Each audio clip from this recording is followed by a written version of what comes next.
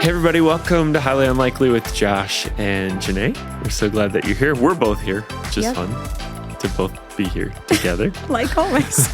Not always. Okay, like often. Yes. Like often. Correct. Yeah. And we have a special guest today. You could almost say back by popular demand. That's so true. One of the kindest, funniest, godliest. I'm not even like trying to blow smoke, but just a really, really great new friend of ours that is going to share with us today. Yes. Yeah. We're just elated to have Donna Pisani, I hope I said that correctly, friend on the podcast, and going to dive into just a couple topics today, but just hear her heart and glean from even one of my favorite books that she wrote that me and my team learned so much from. But yeah, we are just so grateful to have you, Donna. It's so good to be here. I think if you had a fan club, I would love to be president or at least vice president, because I just love you guys so much. And the opportunity I had to be with you not too long ago was just probably one of the highlights of my year. And so thank you. You guys are just incredible. And I don't know if I'm sure the people that attend your church know this, but you guys are incredible gifts. And the humility and the pastor's heart and the curiosity that you lived with is just a treasure. So it's an honor to be here. You're so kind. Yeah. What stuck out to me about you, Donna, in our conversations is when we were in a group, there's people who will sit and listen to the group. There's people who will talk to the group, but you have this way of like looking at the individual. Yes. And making people feel really seen and heard and just so intentional. And I know that's one of the things Jenaye was like prepped me and said, Donna's going to talk about staying curious about people's lives. And you just actively do that. Yep. And so it just left a mark. It left a mark on us.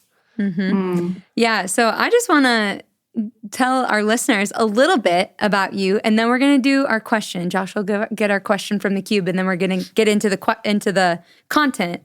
But Dr. Donna Pisani is a pastor and a Bible teacher with 40 years of ministry experience. That's so amazing. She has a Master of Arts in Ministerial Leadership from Southeastern University and a DMin from George Fox University, focusing on women in leadership. She co-founded Capital City Church with her husband and is the co-founder of the Circle of 12, a mentoring program for women leaders. She's also the author of The Power of Not Yet, Living a Life of Endless Possibilities, and entrusted to lead. Her greatest joys are date night with her husband and family time with her 4 grown children and 2 grandchildren. So just a little snippet of our friend Donna that we're so excited for you to hear from today. Yeah. Donna, we follow your life on Instagram and we're like, Donna's like living her best life. Like she's going and speaking into people's lives and into churches. It's awesome. It's really fun to watch. It is amazing. Yeah. Amazing. I love it. It's this season of life where if you just keep saying yes and keep showing up, then God takes all of the good things and the failures and the mistakes, and now you get to call them wisdom. Yeah. That's amazing. Yeah, exactly. All right, here's the question. This is a random question from the cube. What is your most prized possession? Oh, my family. I'm sorry. Did you finish the question? Sorry. Yes. I was repeating. Sorry. Go ahead. Okay. No. Well, I mean, obviously, my relationship with Jesus, that is the most prized possession. Second to that is my husband and my kids and my grandkids.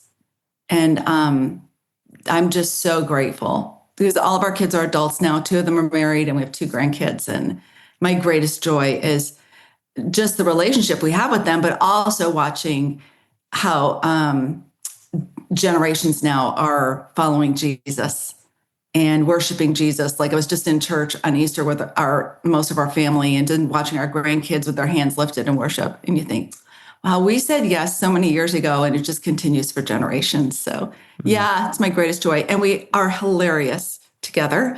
We have ridiculous family humor that nobody else probably gets, but we love laughing. So that's the joy. I love that. That's beautiful. I know I was going to give a disclaimer of like, okay, we're all Christians here. Do we have to say our Bible? Do we have to say, Yeah. Like if I don't say that, I mean, what type of believer am I? Come next? Am I really a Christian? Yeah. Exactly. Exactly. But I did think of my Bible right away. I was like, my goodness, the when you have a Bible for so long and the history and the seasons that what God has taught you, it tells a story within the love letter of the story of the Bible, the story of your life and the story, my little annotations and what I've underlined. And I know people have asked that before, like, if you could grab one thing if your house was on fire, it's like, well, obviously, yes, my loved ones. And like all the things that are living, which includes the Word of God. No, that's so good, Jenaye. Jenaye, do you, how long have you had that Bible? Well, That one in fun particular. story, Donna. I have what I call my motherhood Bible, which is the Bible I got in college when I got on fire for Jesus that extended into my early years of motherhood. It starts, I think, in Genesis 23 because there's no cover to it. And the front, it's held down by like duct tape. And I preached out of it on Mother's Day one year. And I said, I can't think of a better Bible that is like, if you're committed to having the Word open, your kids are probably going to spill things on it, probably going to rip some pages out. If it travels in my carry-on, it's going to get thrown around, So Yes. It's the Life Application Study Bible. It's actually a big fat one. I don't have a cute skinny one, but I love it. I love that. Josh, do you have the same kind of Bible? Like it's been around for a while? I Or don't. you have the beginning of Genesis in yours? I know about He needs to teach me creation. it. No, I got a different Bible that I've really fallen in love with, which is the Net Bible, where it's like literally a word by word, like concordance or like translation, and I've really enjoyed. That's the one I like to sit with. But I'm weird. I don't like to write in it. Okay. It's like, so I have like my preaching Bible, my notes Bible, and then my Net Bible. So I'm weird like that. I love it. No, I love that. So I know I lost, there's one I was asking, was I had this Bible that had all these notes in it, and I lost it in one of my travels. So now I don't really bring that kind of Bible with me anywhere. But I just heard a story about a family, and this grandfather was starting a new Bible every year and putting notes in it so that when he passed away, each one of his grandkids got one of those Bibles. That is amazing. I've heard of people that's doing a whole that. commitment. Yeah. Yeah. Yeah. I don't think I'm going to do that, but I love that idea. Good for you. Yeah. It's like, Josh, that's great. Josh, you're already 3 Bibles in. So Well, only one is written in, so somebody's going to get gypped. Right. I get to answer the question. I think I'm not but every time that Jenaye's walked down the hall and I've seen her coming for like the last couple weeks, I've just had this appreciation for her. And I'm like, man, I love her. And so that's my answer for my most prized possession. Wow. Yeah. I'm really glad you think that. If the house is on fire, I'll grab you and drag you out. Oh my gosh. I'm Well, she's so got her glad. Bible. And I'm clinging And I'll to my Bible. make sure you have your Bible. I think one of my most favorite moments from the conference was when you guys kissed. Or did you kiss? You think I was kept yelling, chanting "Yes." kiss. Yes. Kiss. I love public displays of affection. Yes. Yeah. Church. Yes, Anyways, I go used ahead. Josh as my little prop at Unique Conference, and we got Yes. really close, but I told him, It's no funny business. It's just gospel. So Oh, my lame. Lord. So boring. I know. All So right, we have a boring. lot to talk about. We do. Let's get into it. Yeah, we want to jump into talking about entrusted to lead and just some questions about your story. Yeah, so let's start with, so maybe Donna, share just like what, as we said, 40 years of ministry experience. So I love when people write a book, and I think, I just want to say it's not just ministry experience, because for 40 years, that's ministry, that's like faithfulness, So it's not just about right. you checked a lot of boxes. It's like 40 years of ministry faithfulness. That's Yeah.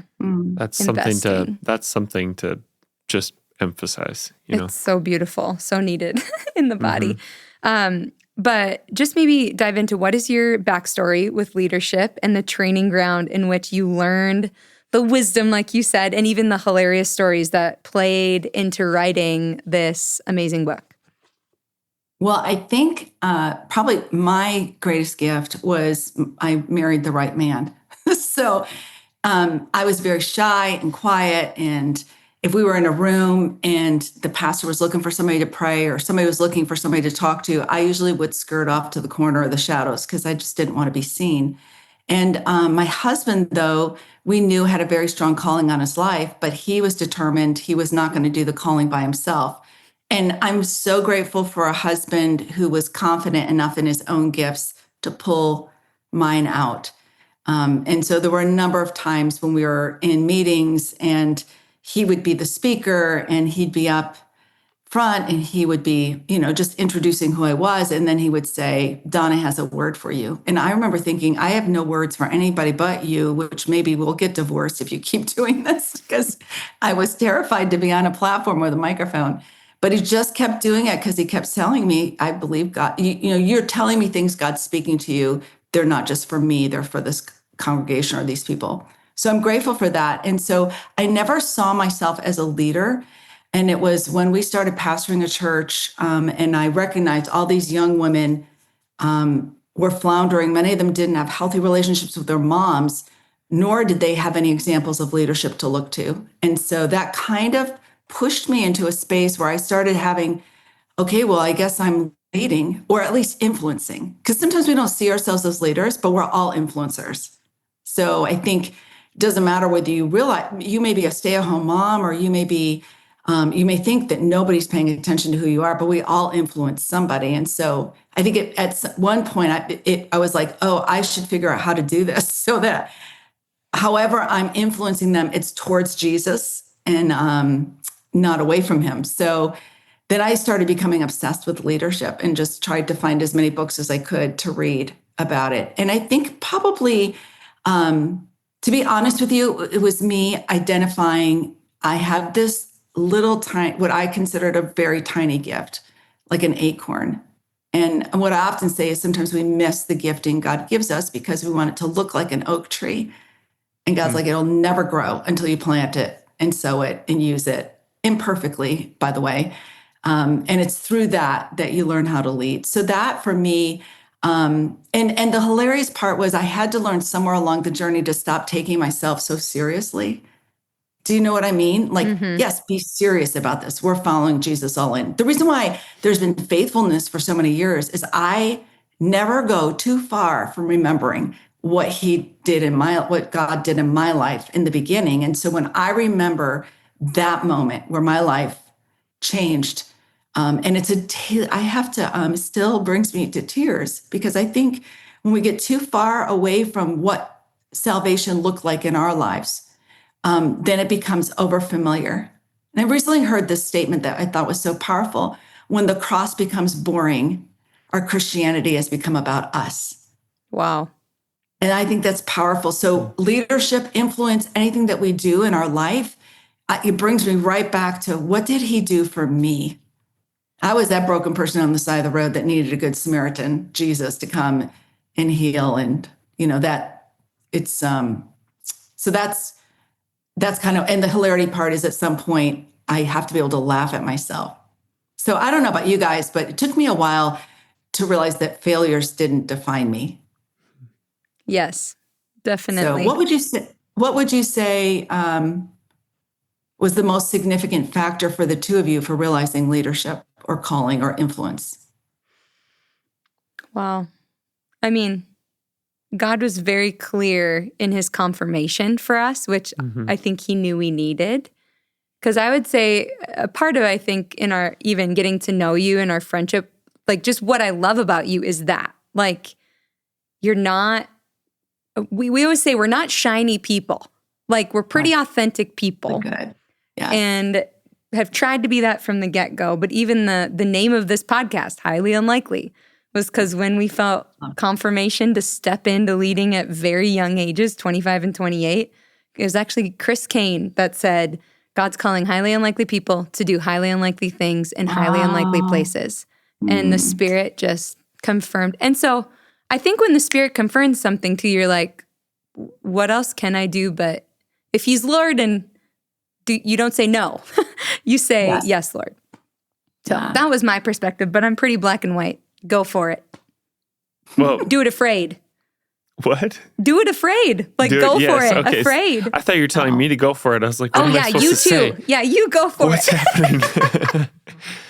I think too, just I'll receive having it. just having really good people in your life too who point stuff out in you that you don't see for yourself, and they're like, hey, I think there's a gift here, or here's an acorn, and you're like, I don't know, I don't see an acorn, I don't see anything. Or you compare yourself, but there's people that are consistently just saying, no, there's something there. And I think I love being that for other people and trying to embolden that call in other people because of how people embolden it in us, and in me. Yeah. That's really good. Go ahead. No, I was going to say, I love what you shared about your husband, because I married a very similar, postured man that I agree with you. It takes a very secure man to truly empower his wife, yet, other women as well, and which I've watched Josh do with many different women on the staff team and in different platform moments. I just think it glorifies the Lord in the fullest expression. And you cover that so well in your book, that God made us male and female, both image bearers, and what we bring, each of us, is important in the body and how we witness to the world. And so what inspired you specifically to write Entrusted to Lead, and why now, or why when you released it, to the world? So I think I can learn anything from anybody. And it's important to me that maybe you're like my granddaughter was just here, and I was learning so much from her that she would know about that I wouldn't know about. So I'm constantly learning from anybody. But at the end of the day, when I'm looking for leadership, most of the books were written by men, which is fine. I can learn from brilliant men. I can learn from anybody.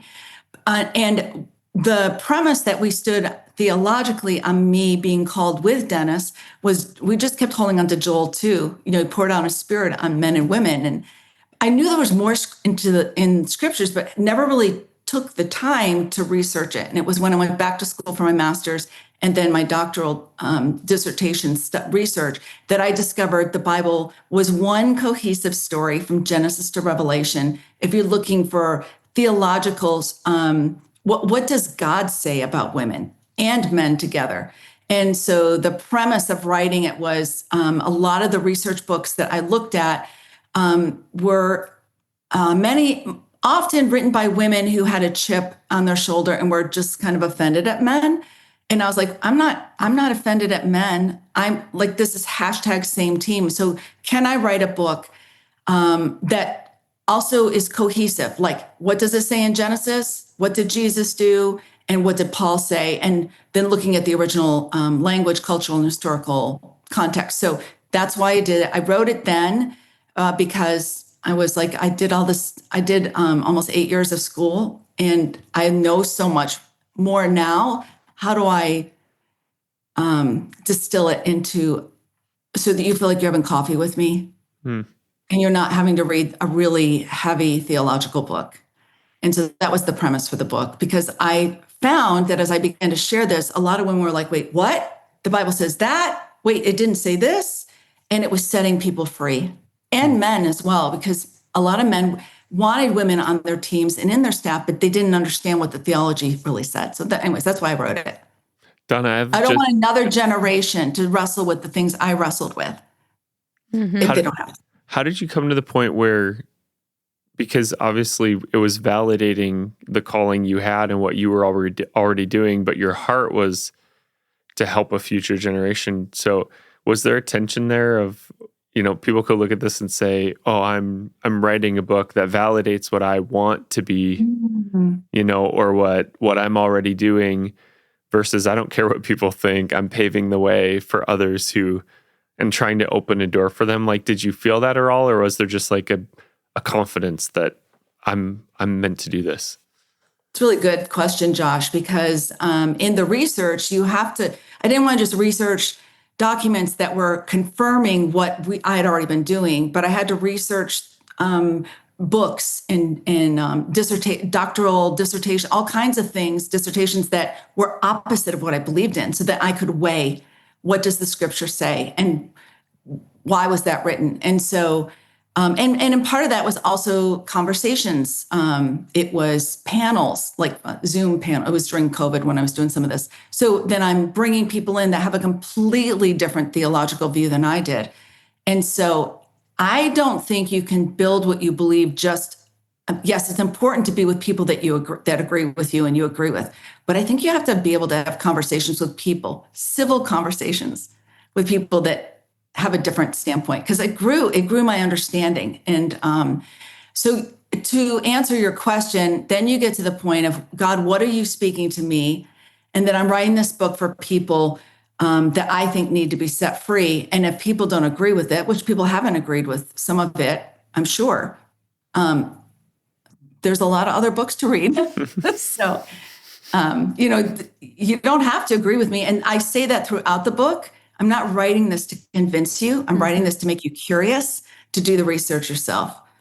And then there's a couple statements in there like, if this makes you irritated or it makes you feel uncomfortable, dig into the word yourself. So yes, I love that. I read some of this book before we went on sabbatical, but then we had a sabbatical like last summer, and I got to finish it. And I was on the beach when we were in Florida, and I was laughing out loud at some of these stories that you tell. So you are just also a great storyteller and have some hilarious scenarios that have happened to you throughout your life. So thank you for that. That was amazing.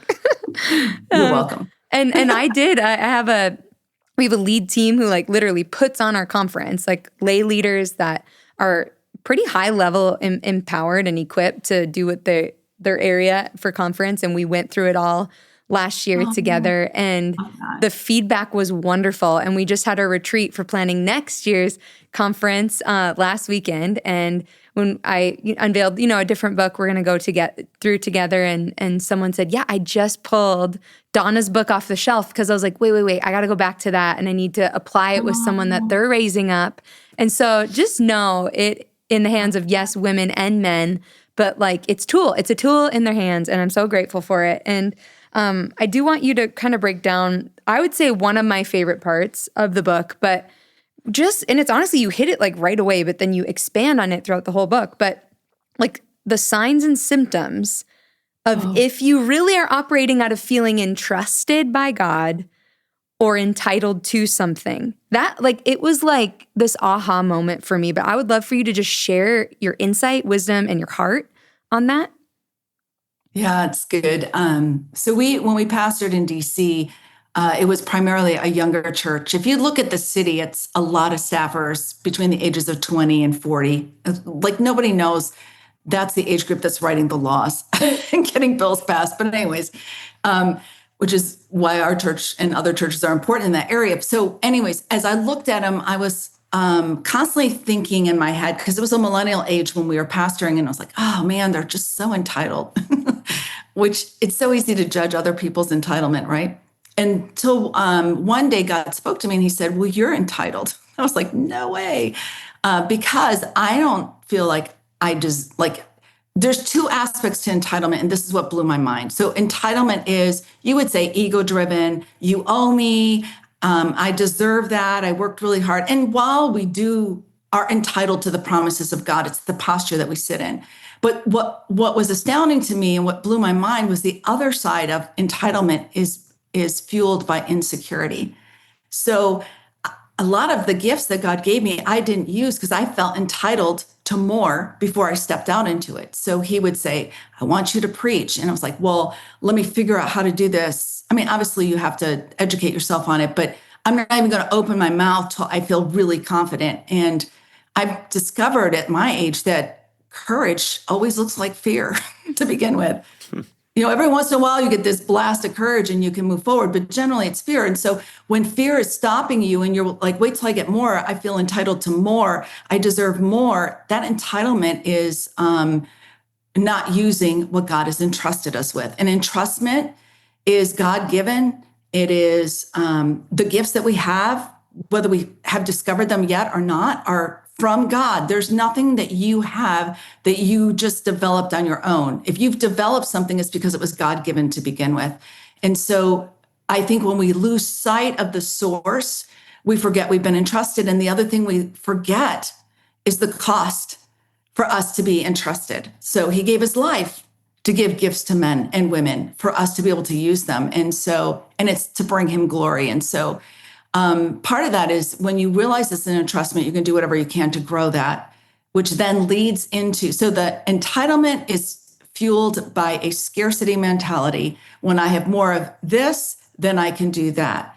Entrustment is I get to do this, which leads to incarnational leadership, which is, I touch on that just a little bit in the book. And incarnational simply means when Jesus became flesh, moved into the neighborhood, when Jesus came on the earth. So incarnational leadership is when we lead, we should be becoming more like Jesus. And our goal would be to lead people to become more like Jesus. So anyways, that was my biggest thing. And then I realized, a lot of the things that we're seeing in leadership, whether it's the church realm or business realm, is led by people that are entitled. Patrick Lencioni has a phenomenal book called The Motive, which kind of confirmed a lot of what I felt like God was leading me to write about. So what is our motive? That was the huge heart behind it. So yeah, I'm going to read just a couple snippets from here because I just think it's so beautiful when you talk about incarnational. Did I say that right? Incarnational, yeah. Incarnational leadership. The part I had highlighted where it says, this leadership is fueled by the desire to reflect the life of Christ by leading in a way that imparts and transforms, not just imitates. And yeah, I had not had anyone like break this down. And it was so good for me to even identify ways where maybe I was operating out of a scarcity mentality or operating out of even just flavors of entitlement even. And we have even changed our language some from learning this concept too and how we lead. And I love what you say too. These leaders are continually honing the art of surrender rather than control. I mean, just beautiful. Daily, here I am today still surrendering that. Yes. Probably until we see Jesus face to face, right? Yeah. Yes. That's amazing. Man, I find it just convicting because I've never heard somebody talk about that in that way of it also, entitlement also being insecurity or I don't have what it takes yet, as if there's some benchmark where we're going to cross the line and go, okay, I'm ready now, Yeah. And I was thinking just the other day about wanting to write for a long time. And I was always going to write a book called Hello, Timothy, because I started pastoring pretty young. And I thought, it'd be fun to write to young pastors. And I've put it off to this day. And I was scrolling the other day and this book pops up and it says, it's called Dear Timothy, a devotional for young pastors. And God just in my spirit said, I can use somebody else. And wow. I was like, okay, not again. Next time you drop something in me, I want to be more obedient. I want to be less insecure. I don't have the right words or the right thing. So, or how would I? Yeah. So I just think that's such a profound, because it's easy to go, I'm not entitled. I don't have an ego, or I'm whatever. Not grabbing at things. Or or I'm not kicking doors down, but there's also a different kind of entitlement that's really profound. It's really good, Josh. Also, I would look at when we hopped on the call, I was going to tell you there's a book in you. So wow. Just giving you that word. And maybe it's called Highly Unlikely. I don't know. But there is, And again, it's just we'll talk more later. But what I would say is, well, somebody's already written on this. But God's not with your voice or your experience or the revelation I'll give you. I was just telling Dennis, I was reading through the book I'm writing right now, just edited one of the chapters. And I was in my own strength, I'm how did I write this? Because it was speaking to me and I wrote it. So I just think that there's an aspect of the surrender to the Holy Spirit where he begins to speak through you. And anyways, that's what the world needs for both of you. Both of you have books in you. Thank Let me you. just leave that there. Thank you. Yeah. We'll receive that. Donna, how do you alluded to this earlier, and I'm shifting topics a little bit here, if that's okay, great. But you talked about being with your granddaughter and, learning so much. How do you keep the posture of interest and humility to be able to stay curious about people? Because I know we've experienced firsthand to sit at a table with you and to have you make us feel like we're the only people in the room that have anything to say, and you need to hear all of it because there's something so profound in us that we have to share. You just give people that feeling. How do you develop that? How do you do that? Well, first of all, there is something profound about both of you. So I do want to glean from you. I also think and it kind of maybe goes back to this false belief system that what I was always 2 brain cells short of smart. Mm. And so that's why I didn't want to write a book. There were smarter people. And there are some concepts. My sister's incredibly smart in math. She was just running some numbers past me yesterday. I was like, I have no idea. Just do it. I don't care. It doesn't matter to me. I trust you. But then there's other things that I love to do. So it's finding your area of strength. But what I've learned through that, like what I would call a false belief system, is that I am often in the room. I remember I'm not the smartest one here, and I have something to learn from everybody. And so what can I learn from you? And I am a lifetime learner. I have an insatiable curiosity. And I don't know how I developed that, except for I think in the beginning I didn't know that I had anything to say. So I was going to ask you questions. And then I just love asking questions because you told you're the best storyteller. So some of the things, that conversation was so rich and deep. And then again, we go back to the Gospels record 300 questions that Jesus asked. And the first time we hear God speaking, he's asking a question. So in Genesis, I guess I don't know. I don't know how I developed it, except for I love people. And also I love people. I just want to know all about you. My life becomes real full when I find out more about you. I love that. But you ask great questions. How did you develop that? I was going to say, I don't believe that about myself yet, Donna. So we're, just going to believe in faith. I sometimes have to ask. We call ChatGPT Charles in our home, so we don't feel as dumb. So I sometimes pitch some things to Charles, and he gives me some great questions. That's so great. Yes. Yeah. I think too, it's like what I would agree with you. I love getting around people, and which is even a mentality shift probably in some settings. How often do I think from my children that I'm, discipling and also disciplining and, guiding? I can learn from you today. It's easy to get into that posture of like, no, you're just here to learn from me, right? So that humility, humility does not have an age for sure. So I know for me, it's really easy to give a lot of your energy to other things, or to decisions and tasks and all these other distractions. And then I don't feel like I have energy. But when I like to even get into deep conversation, but when I'm at my best, I really believe that there's like deep water inside of everybody. And it got there somehow. And it's really interesting to figure out like where people are coming from and what they've experienced, because people do the things they do for a reason and out of something in them.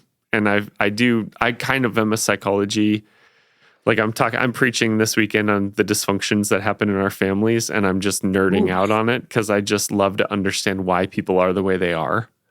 Yes. Like to sit with you on this call and have you say, yeah, when I was in a room, I would just try to find the corner. And I'm like, what? Okay, what happened? Like, because that just knowing who you are today, that's fascinating, to see like who you've become and what you've experienced. So I find that really, really interesting why people are the way they are. I loved sociology. Why do people think the way that they think? Why do we behave the way we behave? Yeah. I'm not into politics and I'm not into government, but I love to watch elections because I love to think like, where's the public sentiment at? Like, what are people like going through? So I just find that really fascinating. Well, let's have a different conversation offline. Yeah. About that.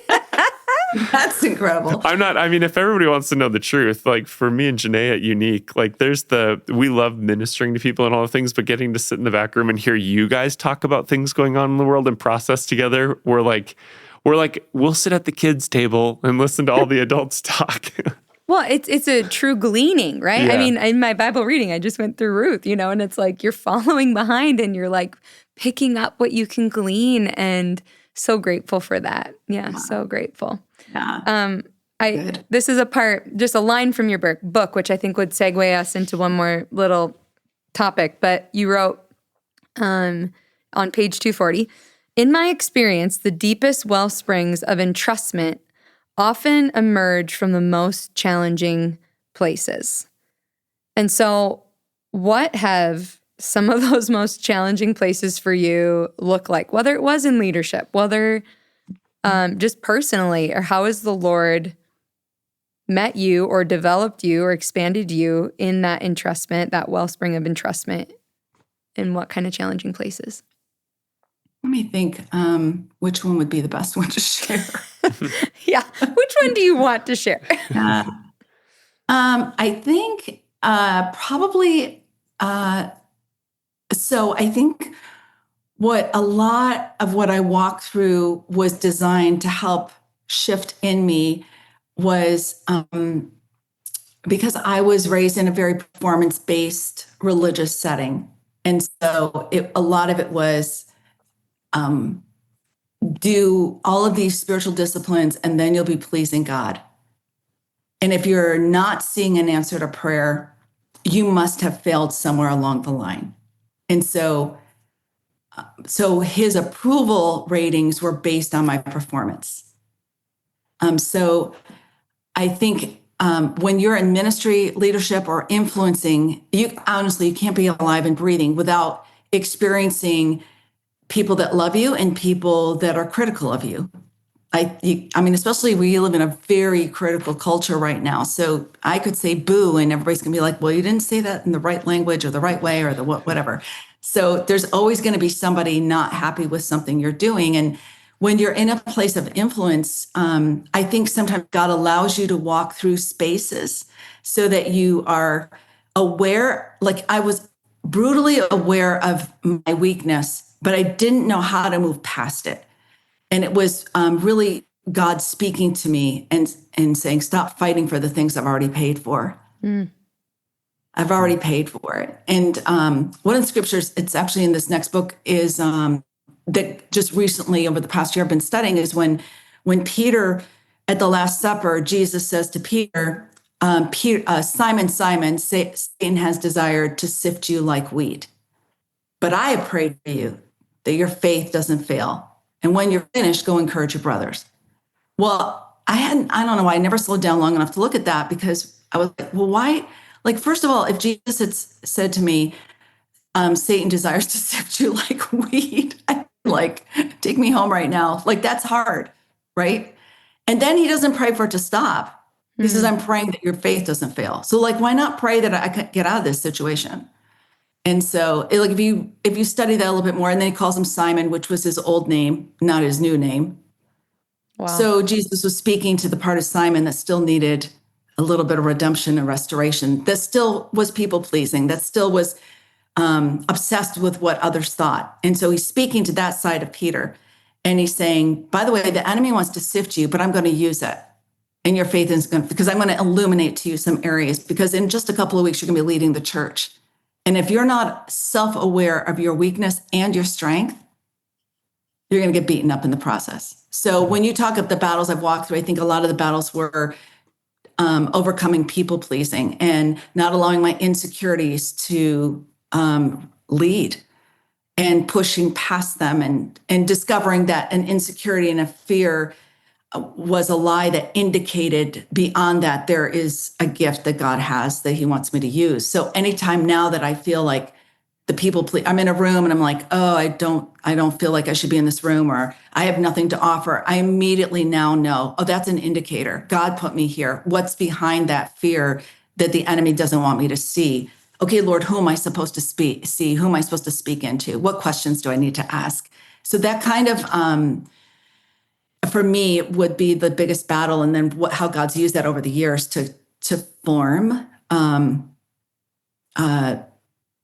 I have this complete confidence daily that it is finished is an echo over my life, and everything I need, he's already paid for it. I got it. When I see it, that's up to him. And some of the times I don't see it is because I'm looking through people pleasing rather than through the finished work of the cross. So that's is that the question you were asking? I think that's great. Okay. Yes. I mean, yeah, it's just so relatable. I think there's so many people saying, yeah, I face that too. And I have those thoughts too, or I shy back. And also just I think acknowledging no season with the Lord is wasted. Yes. He can bring refining and fruit out of anything. Sorry, Donna. All our podcast listeners know every day at 2:00, an alarm goes off on my phone. You know why? So I don't forget my kids at school, because I'm that kind of a mom that I get preoccupied. But I do have someone else picking them up today, so we're good. We are good. I love it.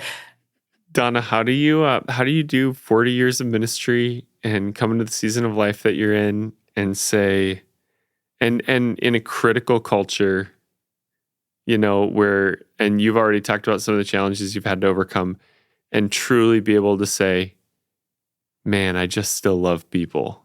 We were in a senior adults gathering a few weeks ago, and one of the leaders of that group got up and prayed, and she said, and Lord, just help us, because there's nothing worse than crabby old people, And I'm not saying you're old in any way, but how do you I was going to say, thank you. When people who are in 60 years plus, who are still married, in great relationship with their kids and grandkids, and we're served faithfully in ministry. Full of joy. Not perfectly, but with joy. I'm like, tell me more. Yeah. Please share. Yeah, sorry if I butted in. What was the question? How do you keep a love for people? When the world is the way that it is, and the church can be hard sometimes. How have you kept that? That is a really great question, Josh, because it doesn't matter where you are. Betrayal is huge. Offense is huge. You just find the people that are easy to love. No, I'm just kidding. Forget the others. Forget the crabby old people. I think again, it's surrender. So it's just daily surrendering to God and getting his perspective.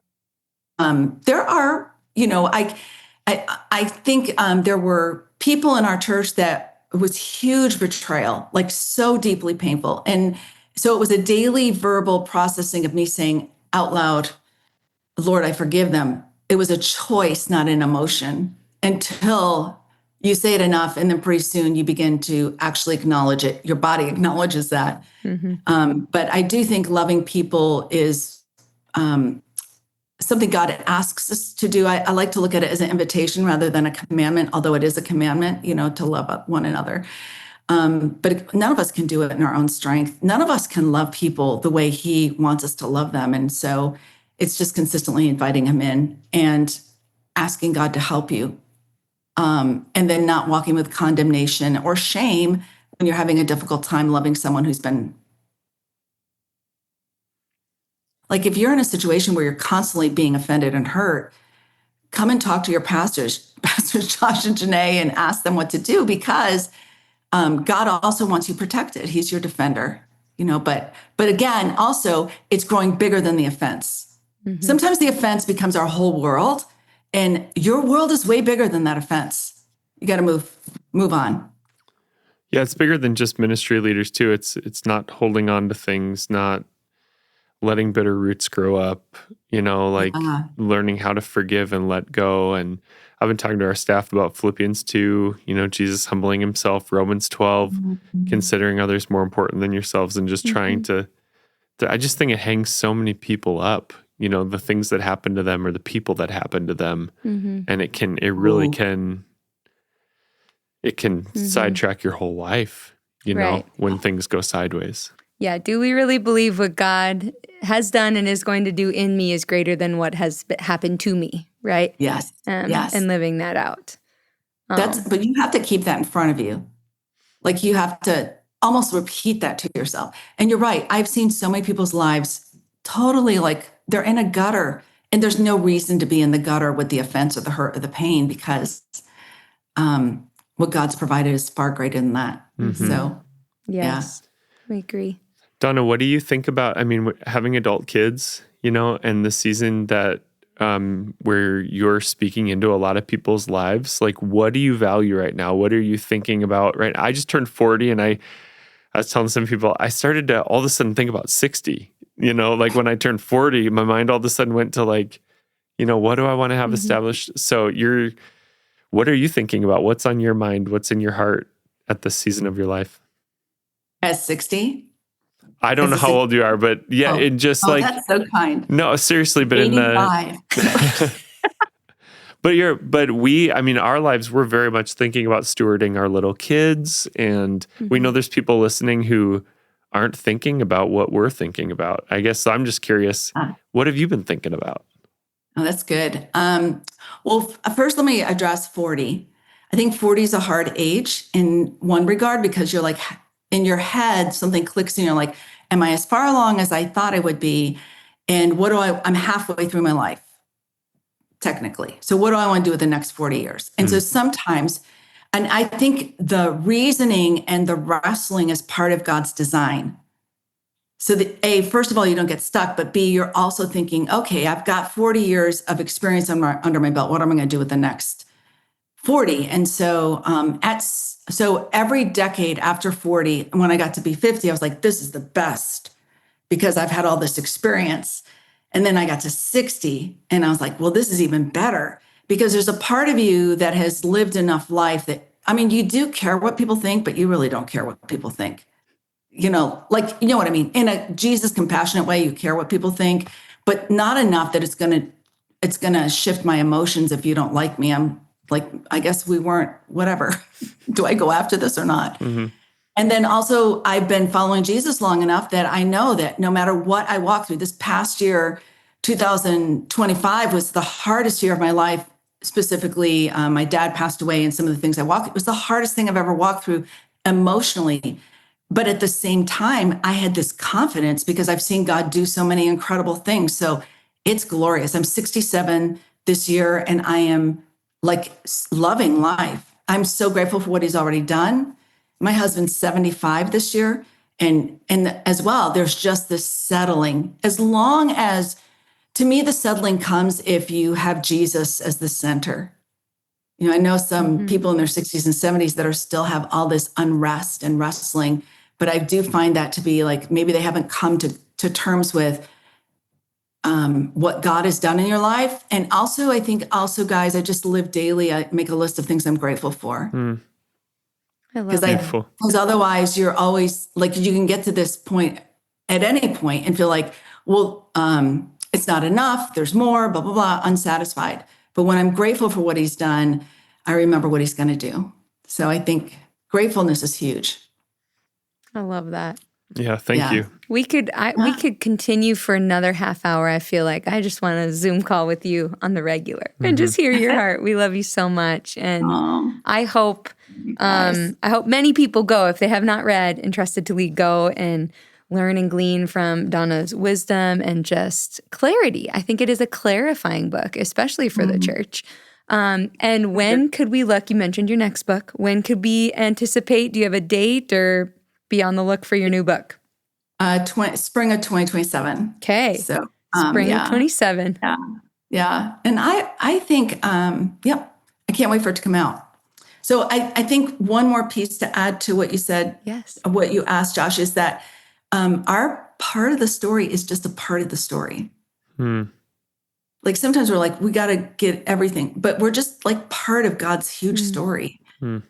And what we say yes to today is part of the legacy for others around us. So, but thank you for asking. 2027, Stake Your Claim is coming out. Stake Your Claim. And it's from a phenomenal story from maybe 30 years ago. Yeah. That's amazing. So cool. Well, thank you so much for the time. Thanks for figuring out the technology with us. Thank you for your wisdom. And thanks for your friendship, genuinely. Oh, means the world to me. Love you guys dearly. Yes, we love you guys too. And thank you everyone for tuning in to this episode of Highly Unlikely. We will see you in our next episode in a couple weeks.